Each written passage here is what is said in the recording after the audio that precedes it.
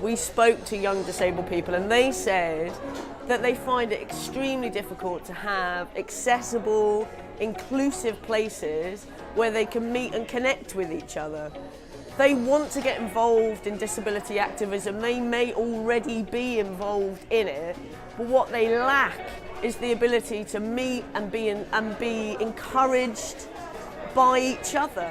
I've actually been able to meet other young people with similar disabilities as myself and have really fulfilling conversations with them.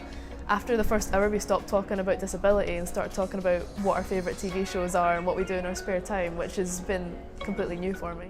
Today I'm here as a library book as part of the Living Library to basically answer young disabled people's questions and provide them with an opportunity to pick my brains and use my experience to hopefully inspire them to create their own actions. They've been asking really great and insightful questions, looking to learn from what we have been doing as activists around political representation, around getting more disabled people in media and in press.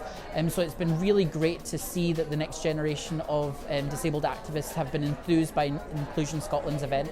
This is the first event that I've been to with Inclusion Scotland, and I'm just excited to now be here and get involved. So I'm going to grab every opportunity. We're all from different backgrounds, so there's a lot we can learn from each other, and it's about bringing people together to share that, individual experiences, so we can have collective movements and move forward.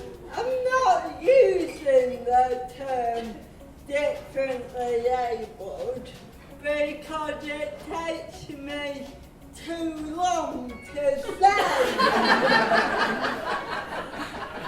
When I was young, I found it difficult to come to terms with who I was and where I fitted in society.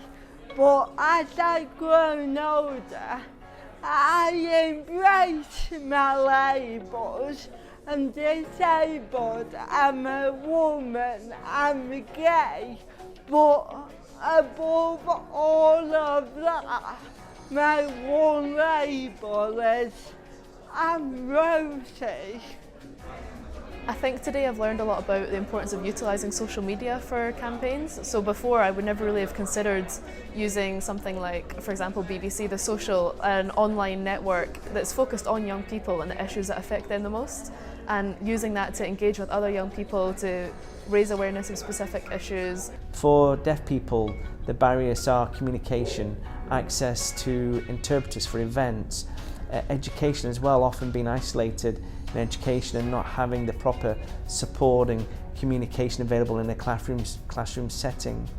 So many of the barriers are caused by a lack of access to communication, and that can really only be addressed by having more sign language interpreters, having greater provision to health services for deaf people, and try to remove some of those barriers that are just constantly there.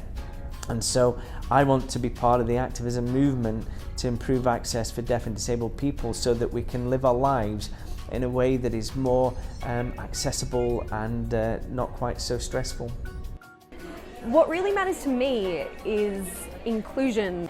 I struggle with finding appropriate employment, I struggle with the idea of ever getting to own my own house, things like that, and it's just when you always feel like you're on the edge of things, it's really nice to come and feel like you're in the middle of something.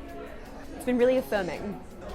The number one thing that I would tell young people who are looking to get into activism is that their voice matters. It's down to us local young people who experience these issues to stand up and make our voices heard. I do feel inspired by today. I want to go and be able to go on social media and share with more people the messages from today and talk about the changes. Now, they're not going to happen overnight. I think change takes time and it takes more than just one person. I think if we can identify what those changes are and present them to the Scottish Parliament and to other bodies, then we can hopefully impact on things and see the change. So I want to play a part of that in the future, and help bring it about. It's also inspired me to see that there are so many avenues for pushing for change within existing structures and that it's not as impossible as I thought it was. What I would like to know is that a young person came to this event, they had an issue and they were thinking, you know what, that's not right, I'm not putting up with it, I want to do something about it. What I want them to know is we will support their journey to becoming somebody that is a change maker for other disabled people. That's what I want to see happen.